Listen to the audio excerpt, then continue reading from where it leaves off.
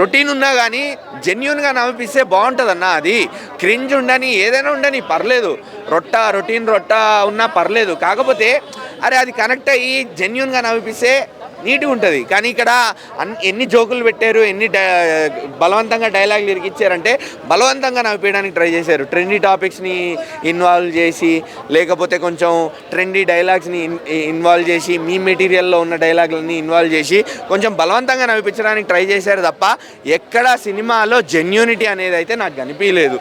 అసలు రవితేజ గారు ఎలాంటి సినిమాలు తీసేవాళ్ళు, ఎలాంటి సినిమాలు తీస్తున్నారు నాకైతే చాలా బాధగా ఉంది. అన్న మీకు నేను విజ్ఞప్తి చేస్తున్నా, ఇప్పుడు hope this reaches you. Just please కొంచెం మమ్మల్ని దృష్టిలో పెట్టుకొని, మీ ఫ్యాన్స్ని దృష్టిలో పెట్టుకొని, మీరు ఎలాంటి మంచి సినిమాలు తీసేవాళ్ళు ఒక్కసారి ఆలోచించండి. ఒక్కసారి ఫ్లాష్ బ్యాక్లోకి వెళ్ళండి. మొన్న వాల్తేరు వీరయ్య 2 ఏళ్ల క్రితం వాల్తేరు వీరయ్యలో మీరు లీడ్ రోల్ చేయకపోయినా మిమ్మల్ని చూసి బాస్ పక్కన ఎంతో హ్యాపీ ఫీల్ అయ్యాము. మీ వల్ల సినిమా ముందుకెళ్ళింది, మీ క్యారెక్టర్ ఆర్క్ అంత బాగుండింది.